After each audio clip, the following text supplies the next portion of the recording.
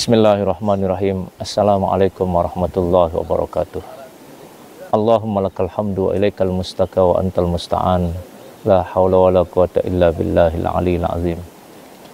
Bismillahi ma sya'allah la yasukul khaira illallah. Bismillahi ma sya'allah la yasrifus su'a illallah. Bismillahi ma sya'allah ma kana min ni'matin faminallah. Bismillahi ma sya'allah la hawla wa la quwata illa billahil aliyil azim. Bismillahi babuna tabaraka hitanuna, yasin sakpuna, kaf haya ain sod kifayatuna, hamim ain sin qaf himayatuna. Segala puji hanya milik Allah Subhanahu wa taala yang menggenggam alam semesta beserta isinya, yang senantiasa mencurahkan nikmat dan karunia-Nya kepada kita semua. Semoga dengan nikmat yang Allah berikan kepada kita, kita menjadi hamba-hamba Allah yang pandai bersyukur. Salawat serta salam kita haturkan kepada junjungan alam Nabi kita, Nabi besar Muhammad sallallahu alaihi wasallam, yang telah memberikan kita nilai-nilai kebenaran, nilai-nilai keadilan, dan yang telah membimbing kita untuk mengenal agama Islam. Semoga di akhir hayat kita kelak Allah wafatkan kita semua dalam keadaan Islam. Wala tamutunna illa wa antum muslimun. Para pemirsa Selaparang TV dimanapun berada, tema kali ini adalah nilai-nilai haji dalam kehidupan bermasyarakat. Qala ta'ala fi kitabihil karim, Bismillahirrahmanirrahim, wa atimmul hajja wal umrata lillah, wa qala aidan al hajju ashhurum ma'lumat, faman farada fihinnal hajja fala rafasa wala fusuqa wala jidala fil hajj, wa ma taf'alu min khairi ya'lamhullah, wa tazawwadu fa inna khairaz zadi taqwa wattaqun ya ulil albab.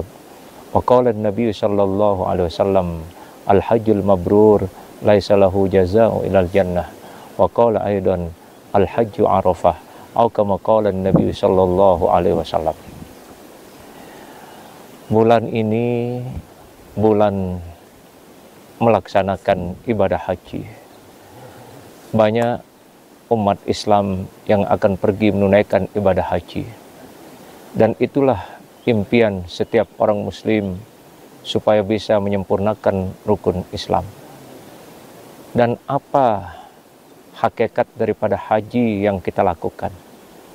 Allah memberikan manasik di dalam ayat yang tadi, wa atimmul hajja wal umrata lillah, sempurnakan haji dan umrahmu karena aku. Artinya apa?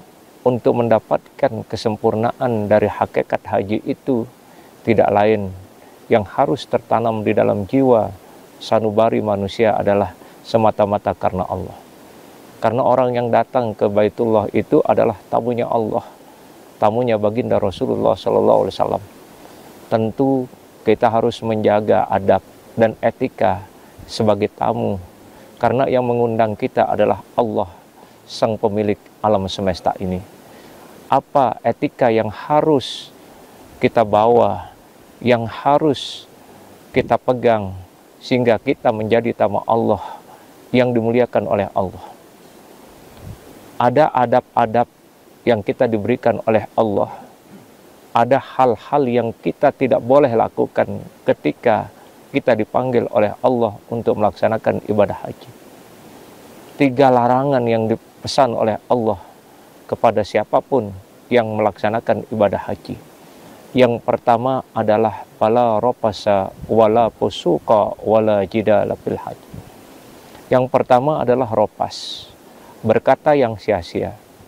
Sebagai tamu Allah itu hendaklah kita mengedepankan bahasa yang santun, bahasa yang menyenangkan, bahasa yang membuat kepribadian kita menjadi lebih indah.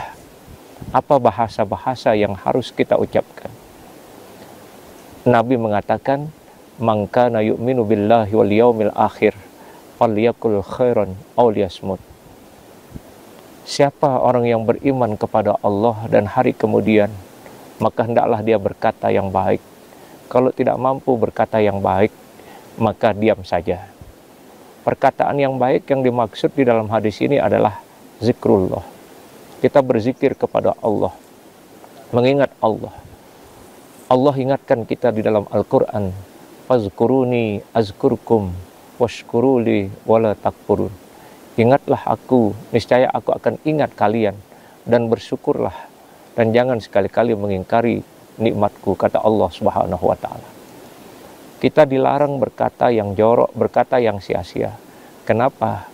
Karena kita berada di tanah haram, tempat yang dimuliakan oleh Allah, tempat yang disucikan oleh Allah. Maka selayaknya kita sebagai tamu Allah itu menjaga ucapan-ucapan kita. Nabi mengingatkan juga, salamatul insan fi hifzil lisan. Selamatnya manusia bergantung manusia menjaga lidahnya. Ini larangan yang pertama, kita disuruh jauhi oleh Allah Subhanahu wa Ta'ala. Jangan sampai kita berada di tanah yang mulia, yang dimuliakan oleh Allah, kemudian kita berkata yang tidak ada manfaatnya. Lalu yang kedua, wala pusuk. Jangan melakukan perbuatan aniaya. Jangan menggunjing, memfitnah, menyakiti orang lain. Karena semuanya itu akan membuat ibadah haji kita menjadi sia-sia. Kenapa sampai perkataan, kemudian perbuatan yang jelek itu menjadi larangan terbesar ketika orang melaksanakan ibadah haji? Karena semua itu tidak ada nilainya di mata Allah. Justru akan mengurangi nilai-nilai ibadah kita. Maka oleh sebab itu, jaga tangan, jaga pikiran, jaga hati, jaga mata, dan seluruh komponen anggota tubuh, supaya kita betul-betul kelak akan mendapatkan janji Allah, al-hajjul mabrur, laisa lahu jazaa'u ilal jannah. Haji mabrur, tidak ada lain balasannya kecuali surga. Lalu larangan yang ketiga, wala jidal. Jangan berkelahi, jangan berpecah belah. Begitu banyak fenomena yang kita saksikan. Ada orang yang tidak malu-malu bertengkar, berkelahi. Ini adalah perbuatan yang sangat dilarang oleh Allah Subhanahu wa Ta'ala. Makanya Nabi mengatakan, kalau kita mampu menghindarkan larangan yang tiga ini, maka Allah Subhanahu wa Ta'ala akan mengembalikan kita seperti bayi yang baru lahir. Artinya Allah akan menggugurkan dosa-dosa kita, membersihkan jiwa raga kita, sehingga kita mendapatkan predikat seperti bayi yang baru lahir, apabila kita mampu menghindarkan larangan-larangan yang sudah dirilis oleh Allah di dalam ayat yang tadi. Kemudian selanjutnya, haji itu bukan hanya sekedar berkunjung ke Masjidil Haram, bukan hanya sekedar berkunjung ke Madinah, ziarah ke makam Rasulullah Sallallahu Alaihi Wasallam, tapi lebih dari itu adalah bagaimana manusia itu membenahi hatinya, membenahi ucapannya, membenahi pikirannya, membenahi perbuatannya. Kenapa? Karena yang paling sulit yang kita benahi adalah hati. Yang paling sulit untuk kita robah adalah hati. Makanya ulama juga mengatakan haji itu adalah termasuk ibadah hati, kemudian ibadah jasad, kemudian ibadah maliyah. Yang pertama, kenapa dikatakan hati? Karena haji itu adalah hubungan jiwa manusia dengan Sang Pencipta alam semesta, di mana Allah memanggil manusia sebagai tamunya untuk menghadap Allah. Labbaik Allahumma labbaik, labbaik la syarika laka labbaik. Kalimat talbiyah ini menggugah setiap hamba Allah yang dipanggil ke tanah suci menjadi tamunya Allah. Aku datang memenuhi panggilanmu ya Allah, aku datang memenuhi panggilanmu ya Allah. Secara nyata Allah mendeklarasikan kalimat talbiyah ini kepada tamu-tamunya, supaya kita menjadi tamu itu betul-betul menjadi tamu yang beradab, menjadi tamu yang sopan, jadi tamu yang santun. Maka jagalah hati. Hati dijaga, jangan sampai ada sifat-sifat yang tidak baik di dalam hati kita. Ikhlaskan hati, tuluskan hati, karena kita menghadap Sang Pencipta. Lalu yang kedua, jaga lisan. Lisan ini seringkali mencederai kehidupan kita. Lisan ini seringkali mencederai amal-amal soleh.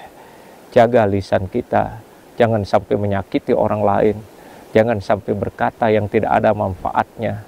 Maka basahi lisan, dengan selalu banyak berzikir, mengingat Allah Subhanahu wa Ta'ala.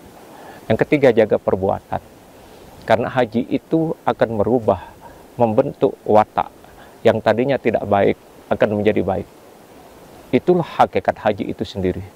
Dan mari kita simak rangkaian-rangkaian dari perjalanan haji dan umroh. Kita mulai dari perjalanan umroh. Dari perjalanan umroh kita berniat. Kita berniat untuk melaksanakan umroh. Di situ kita menggunakan dua helai putih. Itu bukan hanya sekedar nempel di tubuh kita pakaian itu, tetapi memiliki filosofi yang dalam. Yang pertama, Allah mengingatkan kita pada suatu saat kita akan kembali kepada Allah dengan menggunakan pakaian putih. Artinya orang umroh dan haji itu adalah betul-betul pasrah, betul-betul bertawakal kepada Allah. Jangan berpikir yang aneh-aneh, jangan berniat yang aneh-aneh. Sucikan hati kita, bertawakal kepada Allah, laksana seperti pakaian ihram yang nempel pada diri kita. Kita diingatkan oleh Allah pada saatnya nanti kita akan kembali kepada Allah. Minha khalaqnakum wa fiha nu'idukum wa minha nukhrijukum taratan ukhra. Kita dari tanah dan akan kembali kepada tanah. Maka dari pakaian ihram itu juga Allah mengingatkan supaya kita menjaga lahir dan batin kita. Lebih-lebih setelah kita pulang nanti, bagaimana kita bersikap, bagaimana kita berinteraksi sosial dengan masyarakat. Karena kita sudah di-training oleh Allah sebulan dalam melaksanakan ibadah haji. Bahkan 40 hari kita di Tanah Haram. Banyak pendidikan yang ditampilkan oleh Allah untuk kita bawa pulang ke Tanah Haram. Di antara pendidikan-pendidikan yang ditampilkan oleh Allah dalam perjalanan umroh dan haji itu, ketika kita sudah mengambil niat untuk melaksanakan umroh, kemudian kita melaksanakan tawaf, keliling Ka'bah 7 kali. Itu bukan hanya sekedar simbolisnya, sekedar zahirnya saja, tapi hakikat daripada tawaf itu adalah Allah mengajarkan kita untuk peduli tentang lingkungan kita. Kita harus sering-sering keliling ke tetangga kita, ke teman-teman kita untuk bersilaturahim. Sebagaimana kita diajarkan tawaf keliling di Ka'bah 7 kali. 7 petala langit, 7 petala bumi, dan 7 lubang yang ada di dalam diri manusia. Sinergi antara langit dan bumi dengan tubuh manusia ini tidak bisa dilepaskan satu sama lain. Dan Ka'bah itu menjadi simbol perwujudan kekuasaan dan kemahabesaran Allah Subhanahu wa Ta'ala yang harus kita renungkan, yang harus kita jadikan iktibar apa makna daripada tawaf itu sendiri. Tadi kita diajak makna tawaf itu bukan hanya sekedar keliling 7 kali di Ka'bah, tapi lebih dari itu bagaimana kita membangun interaksi sosial. Kita banyak mendatangi saudara-saudara kita, banyak berbagi. Kemudian lebih dari itu, bagaimana latifatul qalbi, latifatul ruh, latifatul jasad, latifatul khofi, latifatul ahfa yang ada di dalam lubang tubuh ini supaya juga bisa damai dengan kita tawaf. Dan hakikat tawaf itu juga kata Allah adalah untuk membersihkan jiwa raga kita. Makanya Nabi mengatakan, barang siapa yang menyempurnakan tawafnya, maka Allah akan menggugurkan dosa-dosanya. Laksana dia akan kembali seperti bayi yang baru lahir. Itu kekuatan tawaf. Kalau kita memaknai tawaf hanya sekedar mutar 7 kali, anak-anak kecil bisa, siapapun bisa. Tapi lebih dari itu adalah bagaimana menginstal jiwa kita, menginstal pikiran kita lewat tawaf itu, sehingga kita pulang nanti, ucapan kita lebih baik, peringatan kita lebih baik, yang tadinya kurang bersedekah, tapi begitu kita pulang, kita menjadi makhluk sosial, makhluk yang luar biasa bagusnya pada saudara-saudara kita, pada teman-teman kita, dan dimanapun kita berada, karena kita sudah terbentuk jiwa kita oleh tawaf yang kita lakukan. Kemudian selanjutnya, setelah rangkaian tawaf, kita melaksanakan sa'i antara Safa dan Marwah. Bukan hanya sekedar berjalan begitu saja dari Safa ke Marwah, Marwah ke Safa, 7 kali putaran. Bukan itu saja. Kalau itu semua orang bisa. Tapi hakikat dari sa'i itu adalah bagaimana mengenang perjalanan Nabi Allah Ibrahim Khalilullah ketika meninggalkan istrinya Siti Hajar kemudian anaknya seorang nabi yang mulia yang kita kenal dengan Nabi Allah Ismail alaihissalam. Ada pelajaran yang sangat indah yang kita ambil di situ untuk mendapatkan ruh daripada sa'i itu. Pendidikan yang pertama adalah pendidikan keikhlasan, yang kedua pendidikan kesabaran, yang ketiga adalah pendidikan kesyukuran, yang keempat adalah pendidikan keistiqamahan, yang kelima adalah pendidikan tawakal. Dalam sa'i itu kita akan mendapatkan satu pendidikan. Yang pertama adalah keikhlasan, di mana Siti Hajar sangat ikhlas ketika ditinggalkan oleh seorang suami untuk pergi berdakwah, pergi ke Palestina, meninggalkan istri dan anak tanpa ditinggalkan bekal sedikit pun. Namun dengan keikhlasan Siti Hajar, dia bolak-balik dari Safa ke Marwah untuk mencarikan bayi yang baru lahir yang bernama Nabi Allah Ismail alaihissalam. Kemudian mondar-mandir, begitu sudah 7 kali Allah merintahkan malaikat untuk datang dan diperintahkan Nabi Ismail kecil pada saat itu untuk menghentakkan kakinya, maka keluarlah air Zam-Zam. Dari ketulusan jiwa seorang wanita yang sangat solehah, yang selalu mendampingi suaminya dalam keadaan suka dan duka, ternyata buah keikhlasannya melahirkan air Zam-Zam yang sampai hari ini semua manusia yang datang ke tempat itu selalu membawa air Zam-Zam, air yang menjadi kesejukan bagi kehidupan manusia. Inilah yang kita ambil setelah kita pulang, bagaimana nanti kita menjadi orang-orang yang ikhlas, ikhlas dalam beribadah, ikhlas dalam berinfak, ikhlas dalam bergaul. Yang kedua, nilai-nilai kesabaran. Dalam saat itu kita dididik untuk menjadi manusia yang sabar. Sabar sebagaimana sabarnya Siti Hajar, sebagaimana sabarnya Nabi Ismail alaihissalam, sebagaimana sabarnya Nabi Allah Ibrahim Khalilullah alaihissalam. Memang kita tidak sama dengan mereka, orang-orang pilihan yang memiliki tingkat kesabaran yang sangat tinggi, tapi minimal ada nilai-nilai kesabaran yang bisa terakses di dalam pribadi kita, sehingga ketika pulang dari tanah haram, yang tadinya kita temperamen, yang tadinya kita suka marah-marah, tapi begitu kita sudah melaksanakan sa'i, maka akan berubah karakteristik kita. Kita akan menjadi orang yang lebih sabar. Dan ingat, orang yang sabar itu akan disayang, dicintai oleh Allah, bahkan akan bersama Allah. Innallaha ma'as sabirin. Yang kedua, innama yuwaffas sabiruna ajrahum bighairi hisab.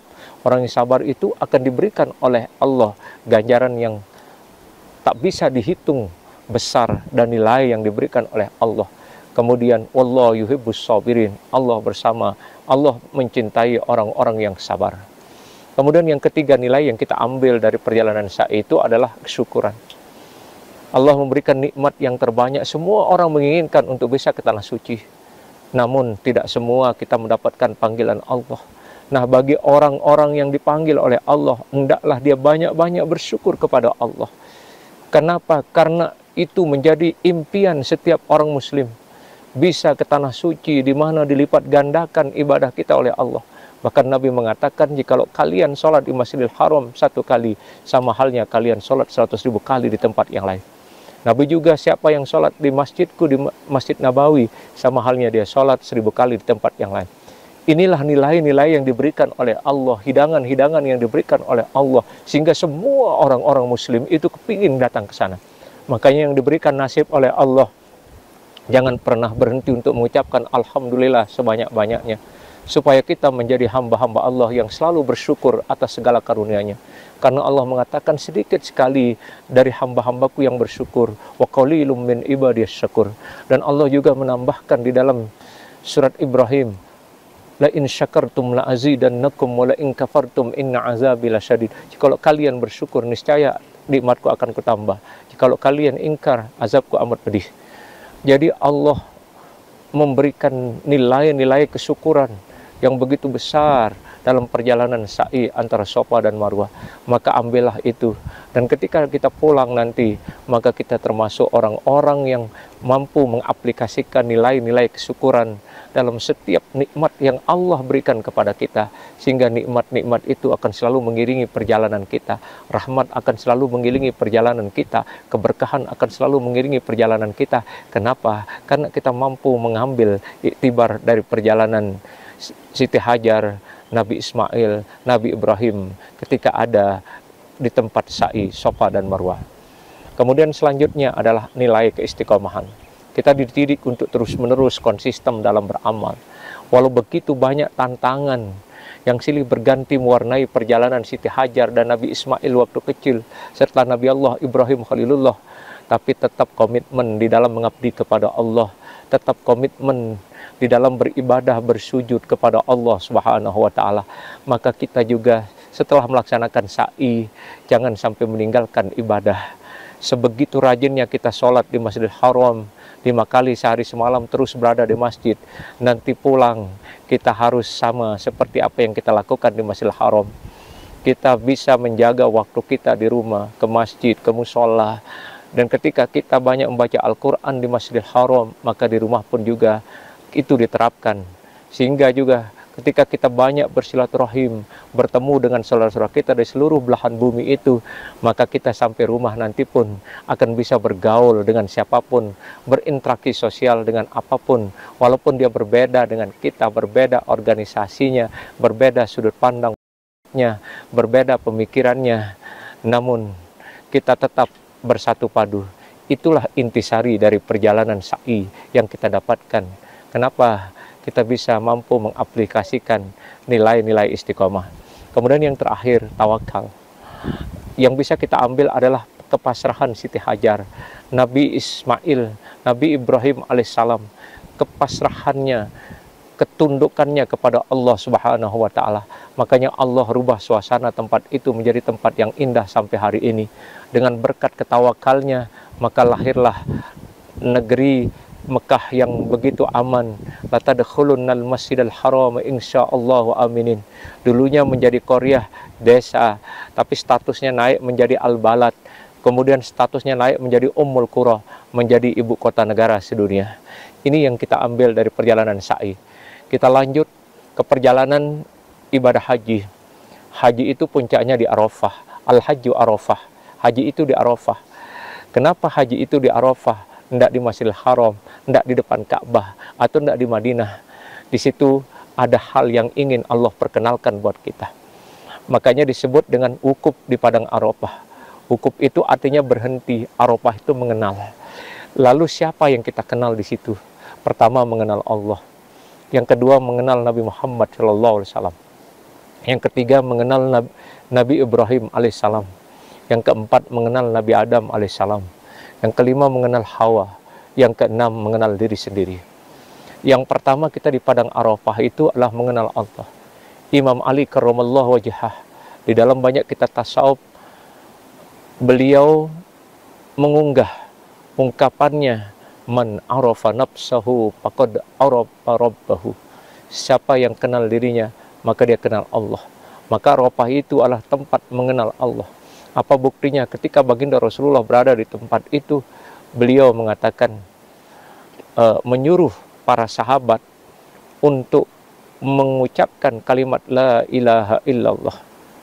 Afdalu ma qultu ana wan nabiyyu min qabli la ilaha illallah. Ini yang digelorakan oleh baginda Rasulullah SAW ketika di Arafah, mengajarkan para sahabat-sahabat untuk bertauhid kepada Allah, mengenal Allah.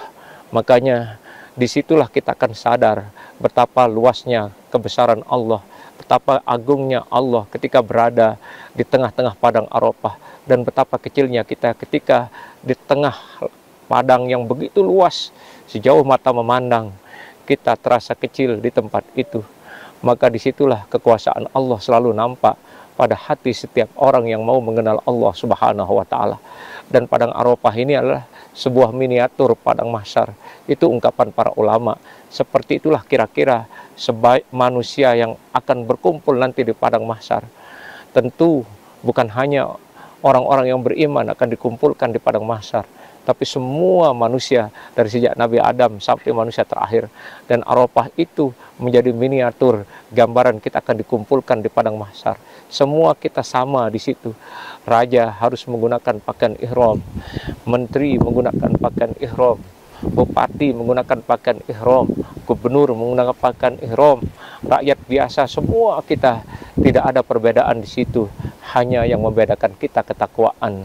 Siapa yang paling bertakwa di tempat itu, dialah menjadi kekasih Allah.